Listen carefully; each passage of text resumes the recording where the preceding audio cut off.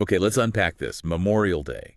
For most of us, yeah, it lands as a long weekend, maybe the first barbecue, you know, that unofficial splash into summer. Right. It's definitely got that summer kickoff vibe for a lot of people.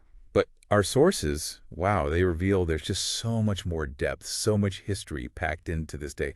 We've gathered, well, a stack of articles and research here. Yeah, we've got a lot to dig into. We want to dive into what this observance truly means, where it actually came from, and how it's honored today. And especially that incredible story behind the tomb of the unknown soldier. The commitment there is just something else. Exactly. So think of this as your shortcut, your way to really grasp the profound significance behind this American observance. Absolutely. This deep dive, it's really about moving past just the holiday weekend feel hmm and exploring the real weight and history of remembering those who died serving in the U.S. military. So let's peel back those layers. Our sources, they confirm the core definition. Memorial Day, it's a federal holiday, observed on the last Monday in May. Right, specifically set aside for mourning and honoring U.S. military personnel who died while serving. That's the key. And interestingly, its original name wasn't Memorial Day at all, was it? No, it wasn't. It was first known as Decoration Day. Decoration Day. I mean, that name itself really points to the practice, decorating graves. It does, and the formal start is often tied to General John A. Logan. He was the commander-in-chief of the Grand Army of the Republic. To GAR, yeah, that was the big Union veterans group after the Civil War. That's the one. So on May 5, 1868, Logan issued General Orders Number 11, Okay. and this order, it formally established Memorial Day, calling for it to be a decoration day across the whole nation, for remembering the war dead, decorating their graves with flowers. But here's where it gets really interesting, right? Because our sources, they show this spirited, long-running debate about where the tradition really began. Exactly. It wasn't just Logan's order popping up out of nowhere. The practice, it seems like it emerged more organically. From communities, people Yeah. just grappling with the massive loss from the Civil War. That's what it looks like. And what's fascinating is how many different claims there are.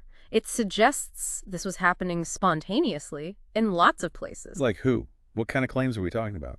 Well, the National Cemetery Administration, for instance, they credit Marianne Williams in Columbus, Georgia, Okay. with the idea of scattering flowers on the graves of both Union and Confederate soldiers back in March 1866, so even before Logan's order. And there's another one, Sue Landon Vaughn. Yeah, Sue Landon Vaughn. She claimed she decorated graves in Jackson, Mississippi even earlier, April 26, 1865. Wow, that's really early. It is, though sources point out that contemporary accounts don't quite back up her timing, but there is a monument in Jackson from 1891 that mentions her claim. So the memory is there. But the Charleston event, Mm. that one seems really powerful. Oh, absolutely. The research highlights this observance in Charleston, South Carolina, May 1st, 1865, just weeks after the Confederacy fell. And this was organized by recently freed Black individuals. Yes, a parade of 10,000 people. Think about that. 10,000. And it wasn't just a march. No? It was this profound act of remembrance. They were honoring 257 Union soldiers who died in a Confederate prison camp there. Terrible conditions, right? Buried in a mass grave. Horrific conditions, yes. And these freed people, they unearthed the soldiers, gave them proper burials, built a fence around the cemetery they made, And decorated the grave. covered them with flowers, and this wasn't some hidden thing. It was reported in the newspapers at the time. So people knew about it. Yes. Historian David Blight has argued this was really the first Memorial Day. Though the sources are careful to note there's no direct paper trail linking that specific event to General Logan's proclamation later. But it shows that impulse, right? That grassroots need to honor the dead. Exactly. And meanwhile, you had things happening in the South, too. Different local observances, often on different dates. Which sometimes became Confederate Memorial Day later. Right. Georgia made theirs official in 1874. By 1916, 10 states celebrated it, often on June 3rd, Jefferson Davis's birthday. Huh. And Logan knew about these Southern observances. He did. He actually mentioned these earlier Southern Decoration Days in a speech in 1866, so the idea was definitely in the air. And the North had claims too, besides Logan. Oh, yeah. Some sources mention a ceremony at Gettysburg back in 1863. Some people even claimed Lincoln started it there. Really? Lincoln? That's one claim. Yeah. And then there's Boalsburg, Pennsylvania, ladies decorating graves on July 4th, 1864. But that one's disputed too. Also disputed, yeah. The date is questioned. But Boalsburg, they still promote themselves as the birthplace. Lots of local pride tied up in these origin stories. So with all these competing claims, the government eventually stepped in. They did. Much later, in 1966, there was a congressional resolution, and President Lyndon B. Johnson proclaimed Waterloo, New York, as the official birthplace. Why Waterloo? They noted that Waterloo had been holding events consistently on May 30th for a century by that point. Okay, so back to Logan's Order in 1868. Why May 30th specifically? Were battles fought then? Well, one author suggests, no, it wasn't tied to any specific battle anniversary, but Logan's wife had a more practical explanation. She said it was just the best time for flowers to be blooming across the north. Huh. Simple as that. For Decoration Day. Makes sense, right? For decorating graves widely. It does. So regardless of who was first, the idea caught on quickly after Logan's Order. It really did, especially in the North. New York was the first state to make Decoration Day an official holiday in 1873. And by 1890, all the northern states had done it. Yep. And we should mention the Women's Relief Corps, the GRR's auxiliary. They were hugely important in those early days. How so? They did a lot of the organizing, collecting flowers, actually doing the decorating. Really hands-on work. And the focus shifted over time, too. It wasn't just the Civil War forever. Right. After World War I, the observance expanded. It started honoring those who died in all American wars, not just the Civil War. And that's when the name Memorial Day really took hold. Exactly. By the 20th century, that became the common name, reflecting this broader sense of remembrance, merging all those traditions. And that core idea, decorating graves from Decoration Day, that still happens, right? Oh, absolutely. That tradition continues very strongly. Memorial Day is still very much a day for visiting cemeteries and memorials. You see it so clearly in national cemeteries. All those small American flags placed by volunteers on the graves, it's quite a sight. It really is. And that spirit of support, of remembering, it's carried on today by some really dedicated organizations. Our sources pointed out a couple, like Soldiers Angels and Wounded Warrior Project. Yes. Soldiers Angels, their mission is focused on providing aid, comfort, resources, directly to the military, veterans, and their families. Real practical support. And they seem really transparent about their funding, too. Something like 95 cents of every dollar donated goes straight to programs. That's what they state, yeah. And their work is diverse. Collecting items for military working dogs, which is interesting. Organizing these big veteran food distribution events, helping with employment and internships for veterans. They even have that Hops for Heroes campaign. Breweries involved. Yeah, a creative fundraiser running from Memorial Day through Veterans Day, engaging the community. And Wounded Warrior Project. They focus more on injured veterans. They do. One source quoted a National Guard veteran, Bill Hansen. He talked about Memorial Day honoring not just those who died, but also those severely injured. He used that phrase, standing in the gap. Yeah, standing in the gap, serving and supporting when others might look away. Their research also noted that early Charleston commemoration we talked about. It all connects back. And then there's the calendar change. It wasn't always the last Monday in May. Right. That was the Uniform Monday Holiday Act in 1971, moved it from the fixed May 30th date. To create that consistent 3-day weekend we all know now. Which has practical benefits, but also maybe shifted the focus for some people. But as the holiday evolved, this one symbol really grew in prominence. At Arlington National Cemetery. Exactly. The Tomb of the Unknown Soldier. It just captures so much of this idea of honoring the unidentified cost of war. It's such a powerful, somber place. Its purpose is so clear. Honoring U.S. service members whose remains couldn't be identified. And the history there. The first unknown was from World War I, selected in 1921 from 4 cemeteries in France. By Sergeant Edward F. Younger. He placed white roses on the casket. That's the story, yes. Placed white roses on the one chosen. Then the casket was brought back on the USS Olympia. Lay in state in the Capitol Rotunda. It did, and was interred on Armistice Day, November 11th, 1921. A very significant date. And received incredible honors, right? Decorations from other countries? Yes, major honors from allied nations. The British Victoria Cross, the French Legion of Honor. It showed global respect. And there was a reciprocal thing. The U.S. honored the British Unknown Warrior. Exactly. Earlier that same year, the British Unknown received the U.S. Medal of Honor, a mutual acknowledgement of sacrifice. Then came unknowns from later wars. Yes, after WWII in Korea, President Eisenhower signed bills in 1956 to select unknowns from those conflicts. They were interred together in 1958. In 1958, yes. The WWII unknown was selected by Navy Hospital Corpsman William Charette. These unknowns, they're under marble slabs near the main WWI tomb. The Vietnam unknown. That's a different story now. It is. There was a Vietnam unknown selected by Medal of Honor recipient Sergeant Major Alan Kellogg Jr. and interred. But then DNA testing changed things. Dramatically. In 1998, using DNA, the remains were identified as Air Force First Lieutenant Michael Blassie. Wow. So what happened then?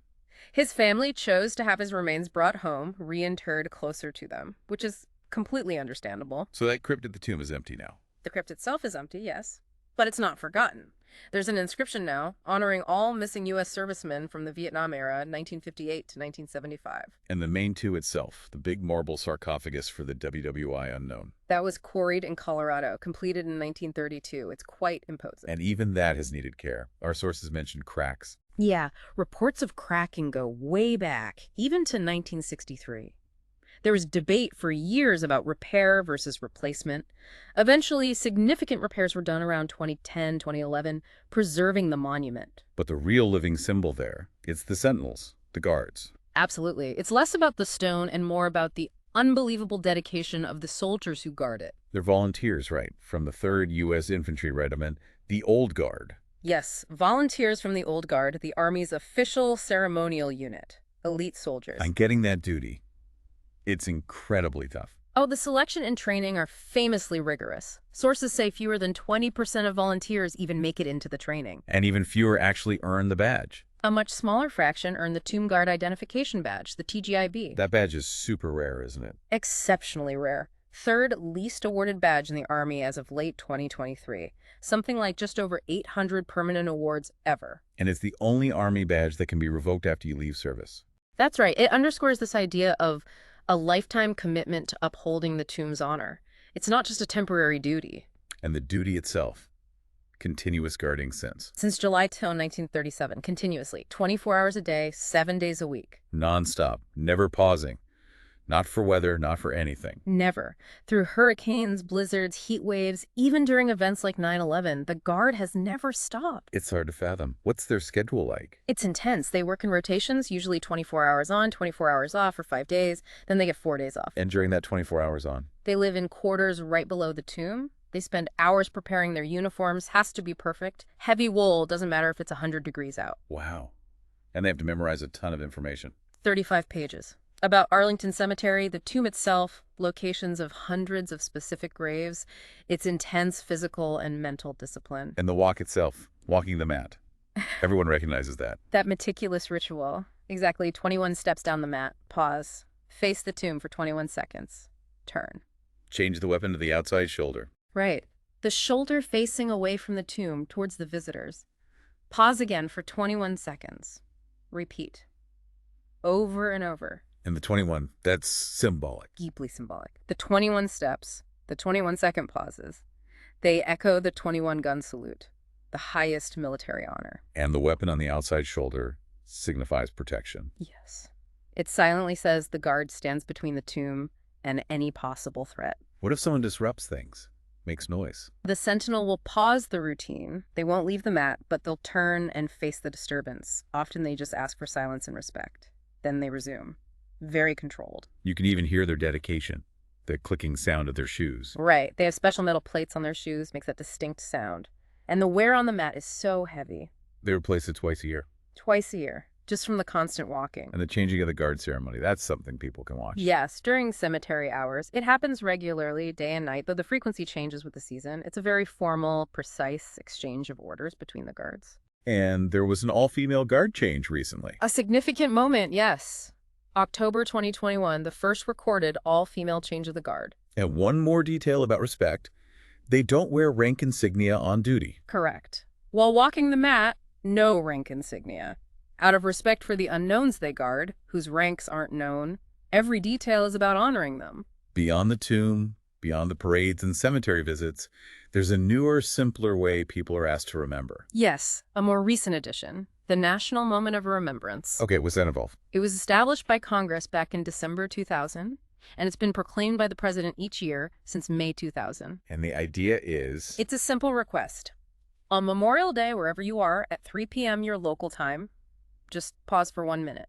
just 1 minute of silence. 1 minute to remember those who died in military service for the country. And why 3 p.m.? Is there a reason for that specific time? The thinking was that's often a time when many Americans are enjoying their time off on the holiday, maybe at a barbecue with family. So it's about making a conscious pause within that leisure time. Exactly. An intentional moment of remembrance amidst the holiday activities. So when we pull all this together, what's the big picture? What does this all mean? Well, it clearly shows Memorial Day isn't just, the start of summer or a day off work.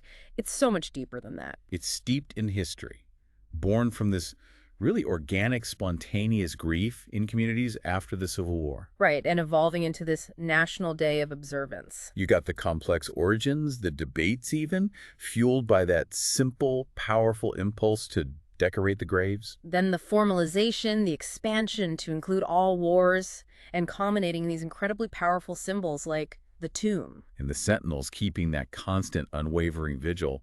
It's almost hard to believe. It really calls us to just stop, to pause for a moment and think. So when you encounter Memorial Day this year, maybe you're at that barbecue or just enjoying the day off. Take a second. Consider these layers we've uncovered in the sources. Think about the grassroots beginnings. Think about the organizations still working today, supporting veterans, supporting families, like Soldiers' Angels, Wounded Warrior Project. And think about that deep, silent vigil kept at Arlington for those who gave everything, the known and the unknown. This deep dive, it really shows that honoring the fallen isn't static. It's a living tradition. It evolves. And it reminds us that knowledge, well, it's not just about collecting facts. It's most valuable when you understand it, when you let it sink in, maybe apply it. So the final thought for you, listening. What will you choose to do this Memorial Day? How will you intentionally remember and honor the sacrifice this day truly represents?